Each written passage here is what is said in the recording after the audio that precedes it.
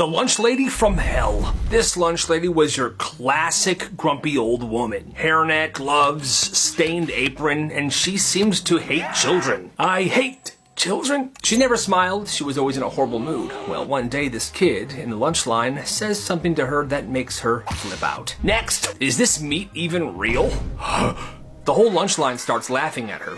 And then another kid goes, yeah, is it even real? Also, you're the worst lunch lady ever. Even Mrs. Johnson's rabbits hate you. Now, a little sidebar here. Mrs. Johnson was the art teacher, and she had a cage of like 4 rabbits. They would sit outside her door in the hallway, and the school loved these rabbits. These rabbits were cherished. They were lovely little rabbits. Well, the lunch lady didn't like hearing this. Quit laughing at me. This is funny to you? You're gonna regret this. Oh, you're gonna regret this. So lunch ends, and later that day, this teacher was walking the hallways when she notices the lunch lady standing by the rabbit cage. Scrap-a-dink-a-dee.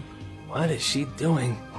She's wearing her rubber gloves. She has a strange bag, and she's putting the rabbits in this bag. 1 rabbit, 2 rabbits, 3 rabbits, 4. Now I'm gonna throw you all on the floor. Okay, she didn't make that little rhyme, but still, she was putting these rabbits in a bag and she was gonna do something horrible with them. Well, the teacher said, hey, put those down. Security, the lunch lady's taking the rabbits. Security shows up, takes these rabbits and puts them back in the cage. They then drag her to the office and they send her home forever. After that day, the rabbits stayed inside Mrs. Johnson's classroom for safety. I wonder what she was gonna do to the rabbits. That's insane. So this kid had the biggest yard in the entire neighborhood. It's the yard that people always ended up hanging out at. But one summer, he had a bigger idea. He thought about those giant music festivals and how much money they make, and he thought, why not try to have one in my backyard? So first he held auditions. Bands, comics, magicians, whatever. Bring your instruments, bring your tricks, just show me what you got. And the best acts got a spot on the lineup. He built a stage out of stacked wood pallets and plywood. It wasn't fancy, but it worked. A friend brought an amp, some dude brought a microphone, it was all coming together. At the front gate of his yard, he had 2 friends working security. $10 a ticket. And inside, hot dogs and soda for $2 each, and his dad manned the grill. That night, the whole frickin' neighborhood showed up. Parents, kids, even people he didn't know. And the band was crushing it. Folding chairs around the bonfire, people dancing to the music. It was a beautiful sight. By the end of the night, they had made a really good amount of money. And he thought to himself, I'm gonna put this money towards doing it again next year. And that's exactly what he did. The next year, it happened again. Bigger and better. And he kept doing it. It wasn't just a big party. It became a tradition for the entire neighborhood, and they loved it. You gotta respect the hustle. From now on, you sit here by yourself. I hate my life. This kid was 10 years old, the smartest kid in class. He aced every test, every assignment, but he was also super funny. Everybody loved him. And you see, the classrooms were set up like this. Round tables, and each table had like 5 people at it. Well, in this class, everybody wanted this kid at their table because he was just such a good time. That is until one day, the teacher deemed him too distracting. She pulled him away from his 5 friends and made him sit in a desk facing the wall at the back of the room. Sit down.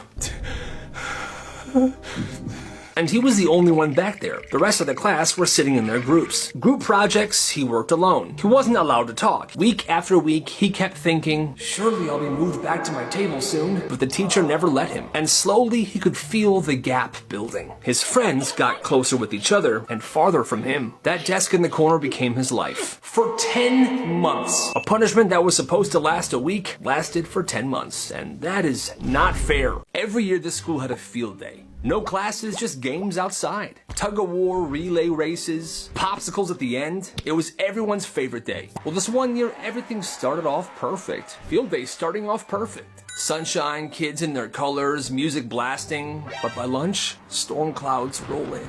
And teachers tried to squeeze in the last of the events before it starts to pour. Okay, one more race and then inside. Then, boom, thunder cracks. Rain starts pouring, the field turns to mud instantly. Well, the problem? The school locked every single side door because they wanted to funnel all the kids in and out of the main entrance. Well, the issue is the field that they were playing in was behind the school. So now hundreds of kids are slipping, sprinting, covered in mud.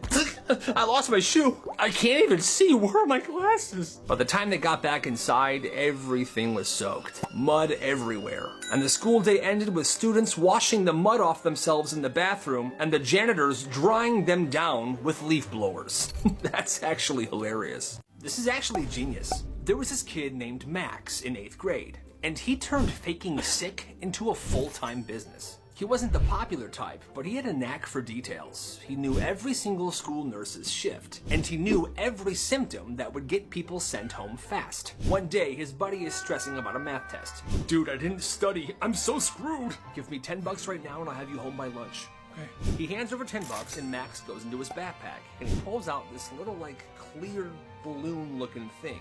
And inside it was a very strange substance. Take this, go to class, put it in your mouth, and then act sick.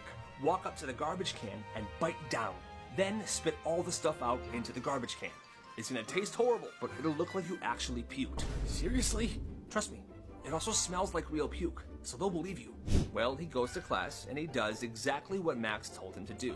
The teacher was like, "Oh, sweetheart, oh my God, you're sick. Oh my God, it smells like puke. Yes, you are very sick. Go to the nurse. Go home." Bingo. He goes to the nurse calls his parents, boom, he goes home, studies for the test, takes a test a day late, and he passes. Word spreads to a few select people, and Max ups his prices, $20. Each case was specialized on different ways to get them sent home. He even had package deals where he would include forged doctor's notes or heating pads to put on your forehead so it felt like you had a fever. And if people couldn't pay right away, he would help them out. They would just owe him. But then he would have runners that would go get the money from them, no matter what. It was a serious business. Eventually, the teachers found out about this, and this came crashing down horribly, and he was suspended. But for a while, he ran the craziest business that school had ever seen. And honestly, it's kind of genius. Gotta respect the hustle. This school's cafeteria food sucked, so this one school randomly decides that all the cafeteria food has to be low sodium, which really meant this food tastes like cardboard. Everything was bland. No pepper, no salt, no sauces, no ranch, no ketchup. Nothing was available to make this food any better.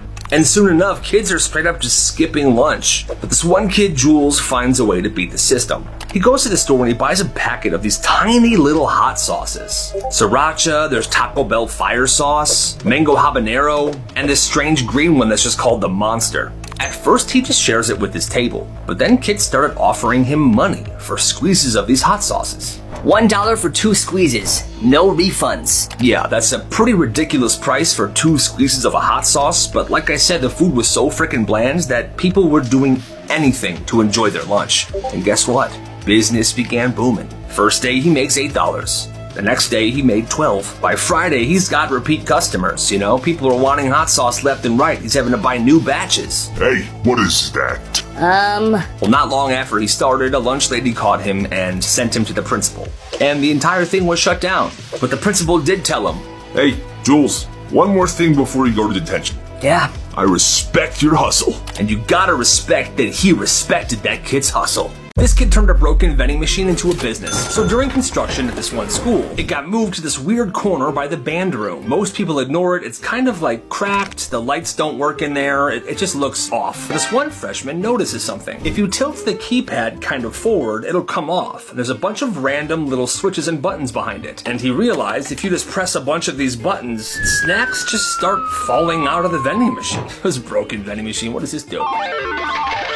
Oh my gosh, I hit the jackpot. So instead of going nuts, he keeps this quiet. Starts posting on Snapchat. $1 chips, meet by the band room. By this point, he had gathered a bunch of snacks from this vending machine. And people were lining up to pay for these snacks. And the thing is, he's selling these for cheaper than the vending machine charged because, well, he got them for free. By the end of the first week, it was a full-blown snack operation and he made $80. But one day, a custodian was kind of watching him from afar and saw what he was doing. What is that kid doing? Nice. Dear God. The day after that, the vending machine was moved. But by that point, most of the snacks were gone anyway, and he made a good amount of money. So, hey, you gotta respect the hustle. He opened his lunch, looked inside, and oh god, he was starving. He missed breakfast this day. He had a packed lunch and he couldn't wait for his lunch period. He'd been counting down all morning. Well, it's finally his lunch. He sits down, he opens his lunch bag, and what? Yeah, first thing he sees, a container of cold chicken and sauerkraut. Next to it was a weird mustard packet, like one of those from the deli, a Ziploc full of cherry tomatoes, and a boiled egg, just loose, in the lunch bag, floating around. No salt, no napkin, nothing. What? Are you good, homie? I grabbed my dad's lunch.